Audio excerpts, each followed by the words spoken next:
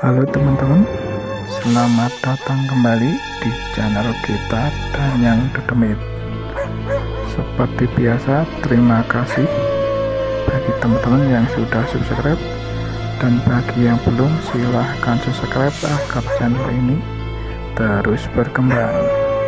Jangan lupa juga selalu nyalakan loncengnya agar selalu mendapat notifikasi terbaru dari video-video yang kita upload.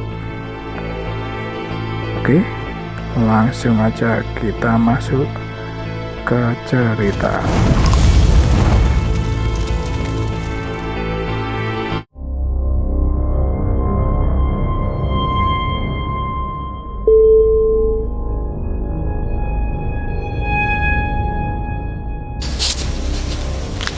Hai, apa kabarmu semuanya? Bertemu dengan saya di dalam kisah misteri dan horor. Tahukah kalian tentang pertunjukan wayang kulit? Pertunjukan tradisional ini sampai sekarang masih banyak penggemarnya. Dan wayang kulit selalu mengisahkan satu cerita yang sama, karena wayang kulit timbul dari cerita Mahabharata. Ada seseorang yang begitu getol, senang nonton wayang kulit. Dia nggak peduli wayang kulit itu mau ditunjukkan di mana atau dipertunjukkan di mana, kemanapun dia akan datang untuk menonton. Dan orang ini kalau sudah ingin nonton wayang kulit, nggak bisa kok dicegah dengan apapun. Pokoknya tujuannya dia mau nonton wayang kulit, saking gemarnya dengan wayang kulit. Pada suatu hari di sebuah dusun yang agak masuk ke dalam, karena kalau kita mau masuk ke dusun itu harus melewati hutan perkebunan yang dikelola oleh perseroan atau swasta dan bahkan yang dari pemerintah.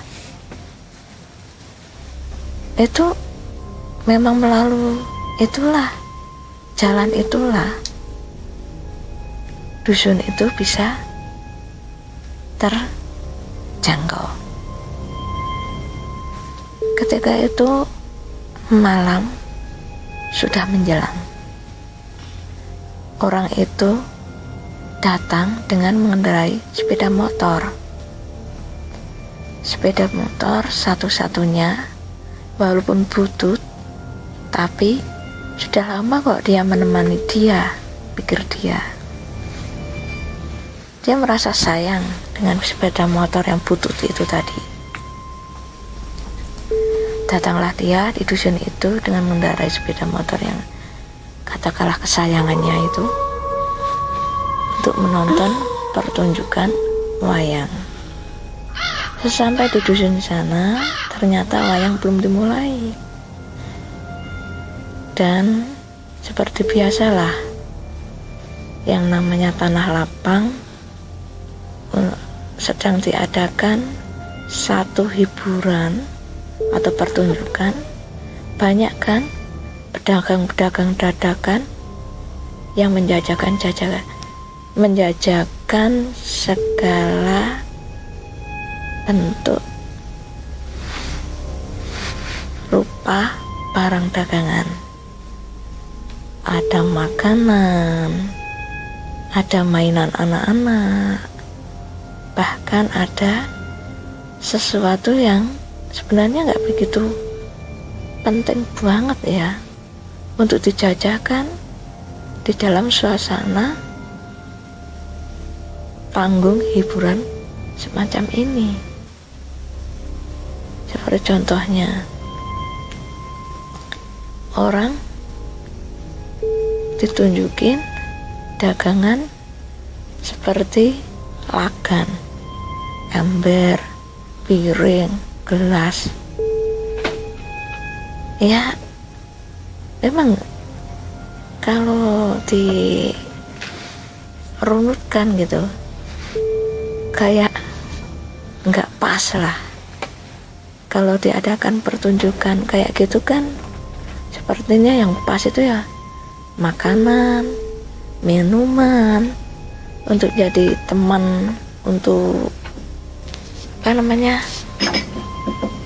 menikmati pertunjukan tadi.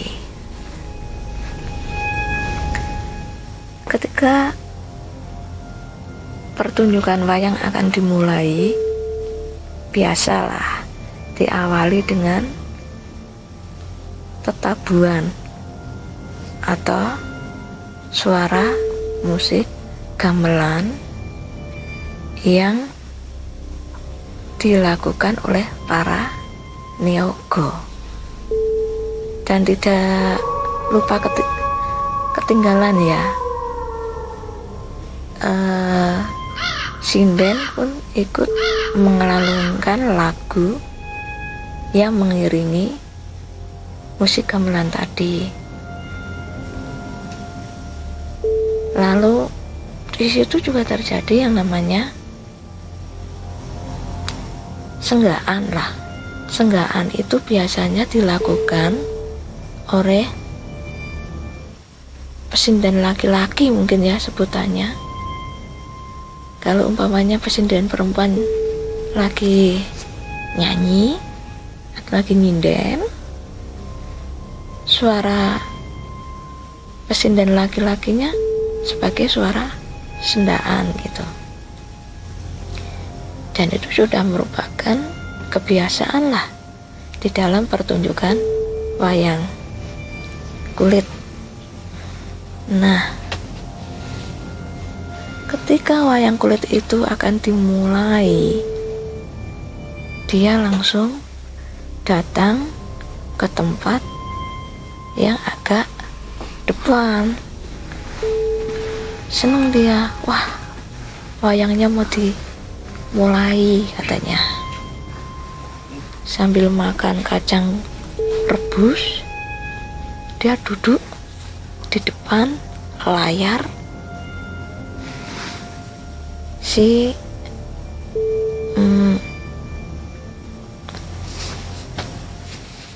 dalangnya ya. Dia nggak suka kok nonton yang katakanlah di belakang dalang. Dia lebih seneng nonton di depan layar, yang mana yang dia tonton bayangannya. Ketika ditanya kenapa kamu kok seneng nonton di depan layar daripada di belakang dalang, sedangkan kebiasaan orang kan seneng nonton di belakang dalang. Lalu dia bilang, nonton wayang di belakang dalang bagi saya nggak ada sensasinya, katanya gitu. Pokoknya saya kalau nonton wayang sukanya ya di depan layar, bener-bener yang saya tonton bayangannya sesuai dengan kata wayang itu tadi, kata dia. Nah, pertunjukan wayang dimulai dengan cerita tentang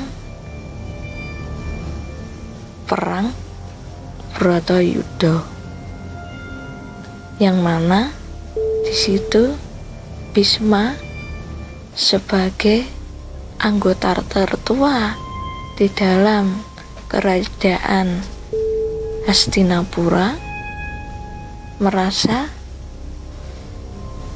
tidak punya pilihan lain kecuali membela Hastinapura, walaupun yang harus dia hadapi adalah keturunan dari Hastinapura pula, yaitu Pandawa. Lagi rame-ramenya, datanglah seseorang mendekatinya. Orang itu bertanya, "Anda bukan orang sini ya?" katanya gitu. Ya jawab, "Ya," karena dia tidak mau mengalihkan perhatiannya dari wayang ke orang ini. "Oh gitu, dari mana?" "Dari kampung sebelah." "Kok tahu kalau di sini mau diadakan pertunjukan wayang kulit?" "Temen yang ngasih tahu." "Lah, temennya orang mana?" tanya dia. "Orang sini aja." Emang situ seneng gitu sama pertunjukan wayang kulit?" "Iya."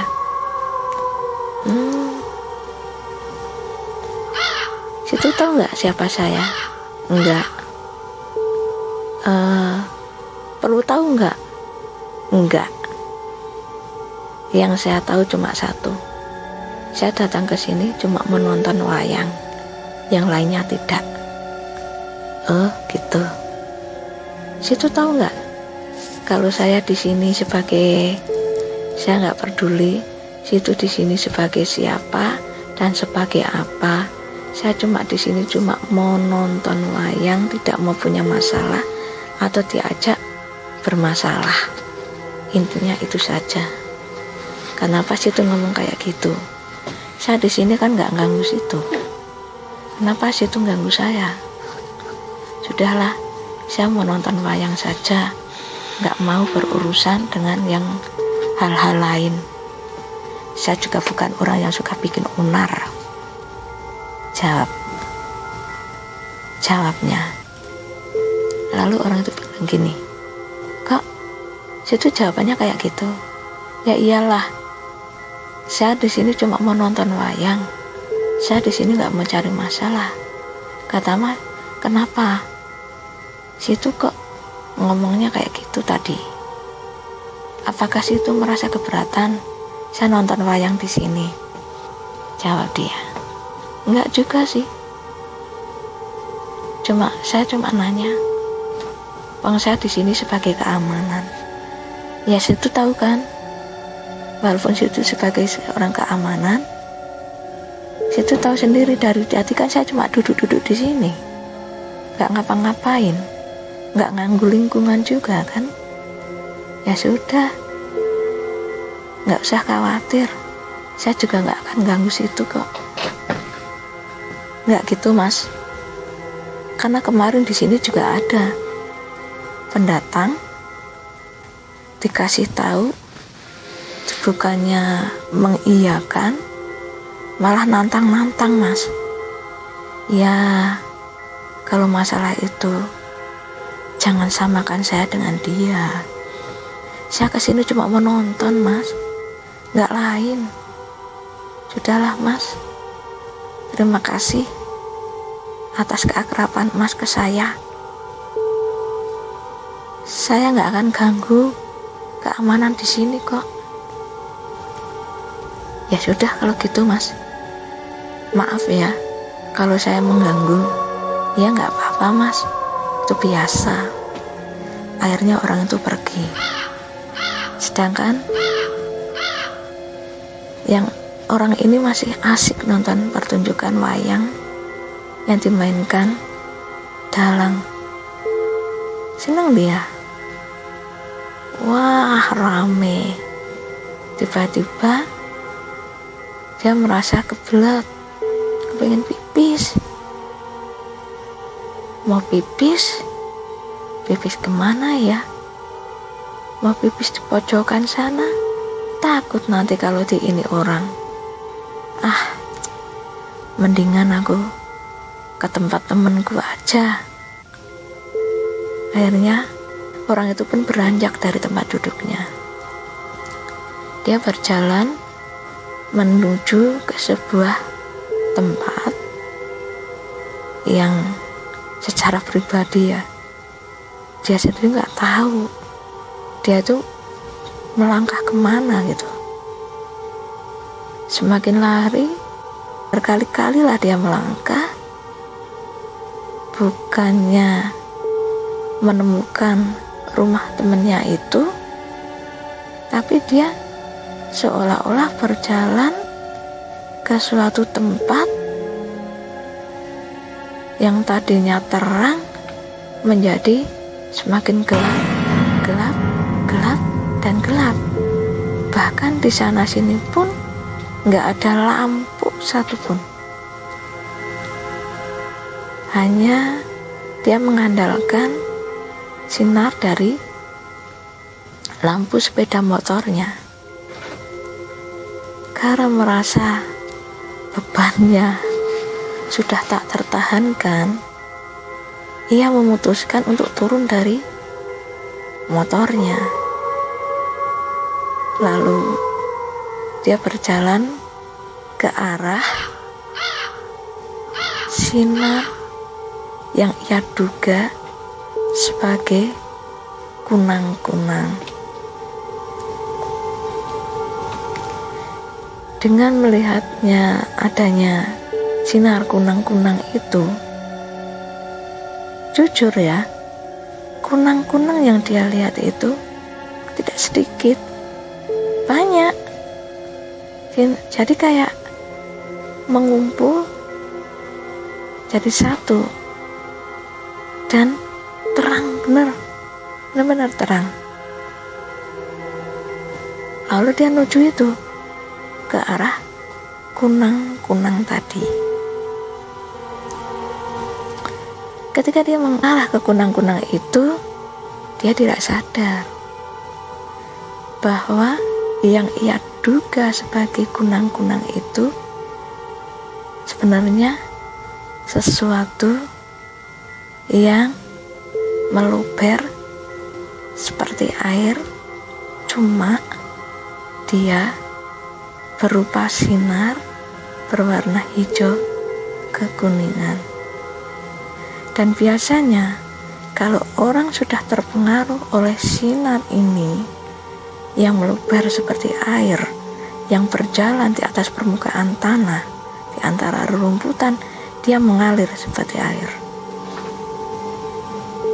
Biasanya orang-orang yang sudah berada di tengah luberan ini, pikirannya akan berhalusinasi sendiri. Dan biasanya pikiran orang yang sudah terpengaruh oleh akibat dari luberan sinar hijau kuning ini,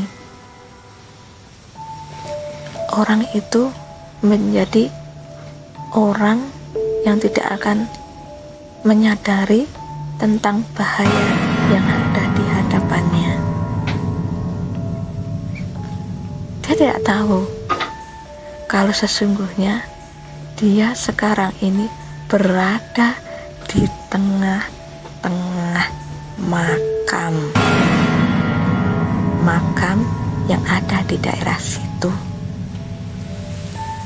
Makam yang ada di daerah situ itu terkenal sebagai makam angker. Pernah juga kok orang yang terkena pengaruh dari luberan sinar biru kuning ini, dia semalaman tidak tahu jalan.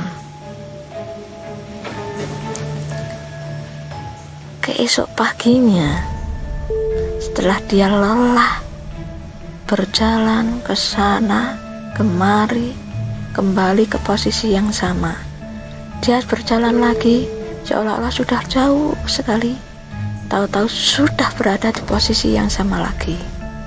Dan itu berulang-ulang sampai pagi. Dan tahu apa yang terjadi, teman? Orang itu seperti diseret ke suatu tempat, yang mana tempat itu di bawahnya adalah jurang.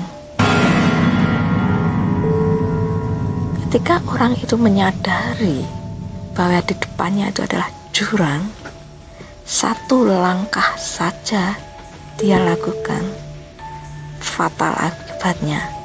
Pasti dia akan jatuh ke dalam jurang itu. Sama halnya dengan orang ini yang sedang terpengaruh adanya luberan cahaya ini. Sebenarnya luberan cahaya ini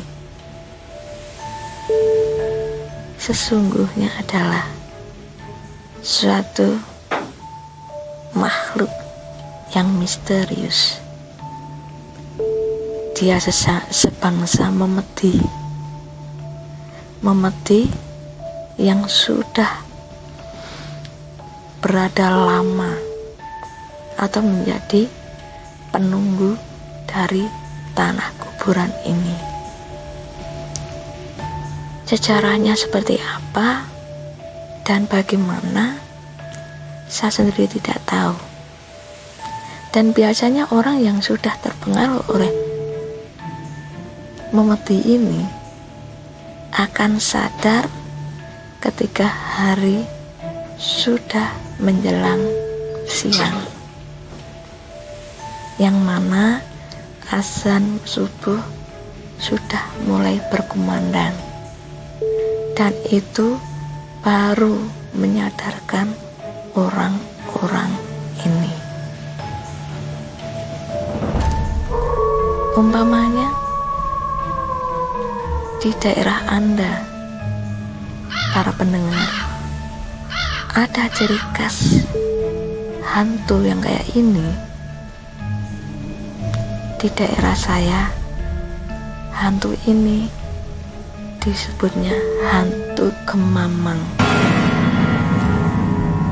Kenapa disebut Kemamang? Mungkin hantu ini akan selalu mempengaruhi orang-orang agar pikirannya menjadi gamang. Makanya hantu ini disebut hantu Kemamang.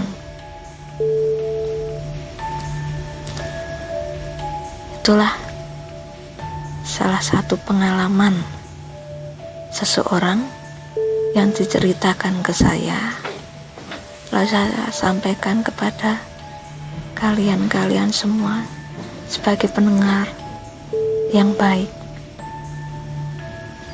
Mungkin masih ada kisah-kisah yang lain ya, mengenai hal-hal misterius atau hal-hal misteri yang ada di desaku ini. Akhir kata, saya sampaikan banyak-banyak terima kasih. Wassalamualaikum warahmatullahi wabarakatuh.